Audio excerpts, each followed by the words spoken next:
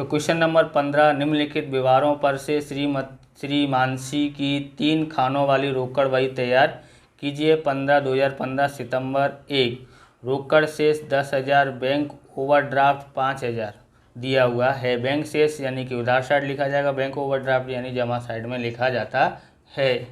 तो इस तरह से आपको बना लेना है। श्री मानसी सितंबर 2015 की रोकड़ बही, उधार, तारीख, आय जावक, रसीद नंबर और खाता प्रश्न नंबर दिया बट्टा रोकड़ बैंक, तारीख, ब्याज जावक, वाउचर नंबर, खाता प्रश्न नंबर, प्राप्त बट्टा रोकड़ बैंक। अब हम जो यहाँ पर लिखते हैं, सबसे पहले क्या लिखा जाता है, सबसे पहले यहाँ पर देखेंगे 2015 लिखा हुआ है, तो सबसे पहले 2015 लिखना है। और फिर यहाँ पर लिखते हैं कौन सा महीना था, सितंबर 1 तारीख का। दोनों साइड इस तरह से ही लिखते हैं, बराबर, सितंबर 1। ओके। प्रारंभिक शेष यहाँ लिखते हैं, प्रारंभिक शेष। प्रारंभिक शेष यहाँ पर कितना दिया है, रोकड़ में दिया है 10,000, तो 10,000 लिखा। और बैंक में कितना दिया है, तो बैंक में तो ओवरड्राफ्ट दिया है, तो दो ओवरड्राफ्ट कहाँ लिखा जाता है, जमा साइड में। यहाँ लिखते हैं प्रारंभिक शेष कितना है, यहाँ पर लिखेंगे कितना ओवरड्राफ्ट था, 5,000 का। तो 5,000 का ओवरड्राफ्ट हमने लिख दिया है। आगे देखते हैं। आप इस प्रकार के वीडियो देखना चाहते हो तो सभी चैप्टरों की प्लेलिस्ट वीडियो की डिस्क्रिप्शन में दी गई है, वहाँ से आप देख सकते हो। चैनल पर नए चैनल को सब्सक्राइब कर सकते हैं, क्योंकि हम इस प्रकार की वीडियो आपके लिए लेके आते रहेंगे। तो यहाँ देखते हैं, दूसरा है, केवल के पास 5,000 का माल व्यापारी बट्टा 2% रोकड़ बट्टा से रोकड़ी खरीदा है। तो ध्यान रखना है, जैसे 5,000 माइनस, कैलकुलेटर पे आप करोगे ना, तो 5,000 माइनस 10% दबाओगे तो ये आ जाएगा 4500। 4500 को 2% होता है 90, तो 90 क्या हो जाएगा, तो 4500 में से 90 हमारा रोकड़ बट्टा है, और 4500 में से 90 घटाते हैं तो 4410 क्या आएगा, रोकड़ वाले खाने में कहाँ पर आएगा, जमा साइड में आता है।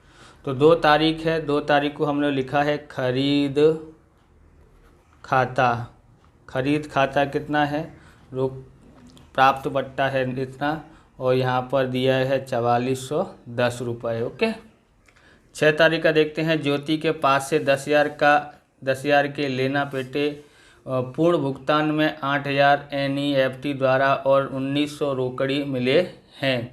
तो देखो 10,000 का था, जिसमें से 8,000 मिल गया है, 1900 यानी 100 रुपये कम मिले हैं, तो बट्टा हो जाता है। और बैंक से मिला है 8,000 और रोकड़ मिला है, कितना मिला है, तो 1900। तो ये आय पक्ष में लिखेंगे। तो ये है आय पक्ष में है। तारीख है 6, क्या लिखेंगे, ज्योति खाता, ज्योति खाता, बराबर। तो 10,000 में से 100 कम दिया था, यानी वो बट्टा हो गया। 1900 रोकड़ा दिए हैं और 8,000 बैंक NEFT से दिया, यानी बैंक से दिया हुआ है। 10वां है, विनोद को वेतन का 500 NEFT द्वारा तथा 100 रुपये रोकड़ी चुकाया है और बैंक ने 3 रुपये वसूल किया है, बराबर। यहाँ पर बैंक से 500 और 3 रुपये चार्ज अलग से करेंगे, और रोकड़ी भी दिया है 100 रुपये।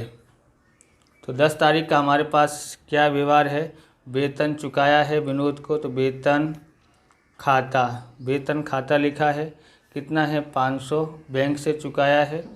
और 10 तारीख को भाड़ा भी चुकाया है, तो भाड़ा खाता कितना चुकाया, और रोकड़ी से चुकाया है तो 100 रुपये इधर। फिर 10 तारीख का और है, NEFT चार्ज खाता कितना है, 3 रुपये है, तो 3 रुपये बैंक वसूल करेगी, इसलिए बैंक खाने में लिखा। तो 15 तारीख का देखते हैं, 3,000 का माल काश्मीरा बहन को रोकड़ी बेचा, तो 3 बेचा है, रोकड़ी से बेचा है, तो आय पक्ष में यानी कि उधार साइड में लिखा जाएगा। तो यहाँ लिखते हैं 15 तारीख को लिखते हैं बिक्री खाता में कितना है, 3,000 है, तो बराबर 3,000 हम बैंक रोकड़ी से बेचा है, सॉरी, तो यहाँ पर 3,000 इधर आता है। ओके। आगे देखते हैं। तो 20वां है, 500 ऑफिस खर्च के लिए और 350 घर खर्च के लिए बैंक में से निकाले हैं, बराबर। तो हम इसकी एंट्री करते हैं। तो ध्यान रखना है, 20 तारीख का ध्यान रखना है, ऑफिस खर्च के लिए कितना निकला है रोकड़, तो हम यहाँ पर लिखते हैं रोकड़ निकाले हैं बैंक में से, तो इसलिए रोकड़ खाता किस, तो बैंक में से खर्चा हुआ बैंक का, तो इसलिए जमा साइड में से हम लोग कितना रोकड़ खाता निकालते हैं 500 हमने निकाल लिए हैं। तो ये जमा खर्ची व्यवहार है। कैसा व्यवहार है? जमा खर्ची, ऑफिस खर्च के लिए लिया है तो 500 निकाल लिए हैं। अब हमारे पास 500 रुपये बढ़ जाते हैं तो हमारी आय हो जाती है। तो हम लोग यहाँ पर 20 तारीख का लिखते हैं बैंक खाता, उधर रोकड़ खाता लिखा, इधर बैंक खाता लिखते हैं। बैंक खाते में यहाँ पर लिखते हैं जमा खर्ची व्यवहार, बराबर, जमा खर्ची व्यवहार है। कितना है? इधर 500 इधर से आया तो इधर हमारी आवक हो जाएगी 500 है, रोकड़ खाते में लिखते हैं। 20 तारीख का एक और दिया है, क्या दिया है? आहरण खाता, तो आहरण खाता लिखते हैं। आहरण खाते में कितना लिखा जाएगा? 350 लिखते हैं। ओके, उसके बाद हम आगे देखते हैं।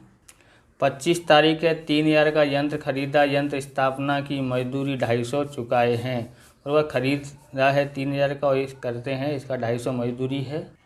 तो ध्यान रखना है, यहाँ लिखते हैं यंत्र खाता 25 तारीख का यंत्र खाता। ओके, अब यंत्र खाता खरीदा है तो हम लोग बैंक से उसको चुकाया होगा, बराबर, और मजदूरी रोकड़ दी होगी, इसलिए यहाँ पर मजदूरी 250 रुपये, यानी कि यंत्र हमको कितने का पड़ा है? 3250 का पड़ा है। आगे देखते हैं। तो 30 तारीख का देखते हैं। 1000 रोकड़ हाथ पर रखकर शेष रकम बैंक में भरी, यानी 1000 हम लोग रोकड़ में रखने का है, बाकी सब बैंक में भर देना है। अब ऐसा दिया है कि 1000 रोकड़ शेष रखना, बाकी सब बैंक में भर देना है। तब आपको ध्यान में रखना है कि हमें यहाँ का टोटल, सबसे पहले रोकड़ का टोटल करना है। सबसे पहले यहाँ लिख लेते हैं, इधर टोटल करते हैं, कितना टोटल करके रख लिया है हमने, 15400 आता है। तो हम लोग इधर रोकड़ में, यहाँ पर रोकड़ साइड में टोटल करके रखा है, तो यहाँ भी अपने कर देते हैं। इधर तो 90 है तो लिख देते हैं, यहाँ 15400 आया है।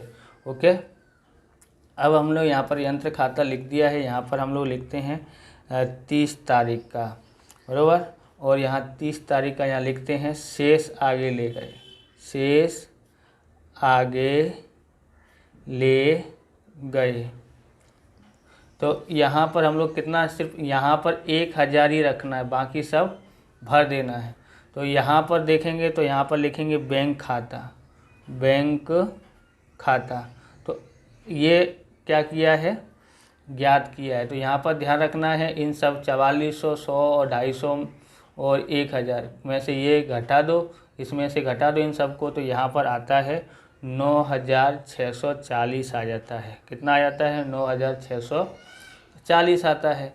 तो ये हमने ज्ञात किया, तो यानी बैंक में ये भरना पड़ेगा, यहाँ से कम करके बैंक में डालना पड़ेगा यहाँ पर।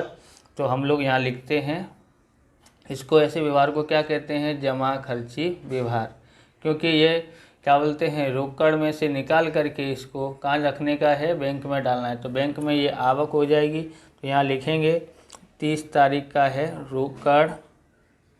रोकड़ खाता। कैसा है? जमा खर्ची व्यवहार है। जमा खर्ची व्यवहार को पे ही आप ज़्यादा ध्यान देना है। 9640। अब इसका टोटल हमारे पास कर लेते हैं, तो यहाँ आ जाता है 17640, इसका टोटल आ जाता है। तो यहाँ भी हम लोग लिख देते हैं 17640। इतना लिखने के बाद हम लोग को क्या करना पड़ेगा? यहाँ ज्ञात करना पड़ेगा इसको भी। तो ये हमने ज्ञात किया है, तो यानी कि 17640 में से सब घटा देना है, तो आपके पास आएगा 3257 रुपये आता है, बराबर। इस प्रकार से ये वीडियो पूरा होता है। अगर आपको हमारा वीडियो अच्छा लगे तो लाइक शेयर कमेंट करें। चैनल पर नए हैं, चैनल को सब्सक्राइब करें। मिलते हैं नेक्स्ट वीडियो में। जय हिंद, जय भारत, वंदे मातरम।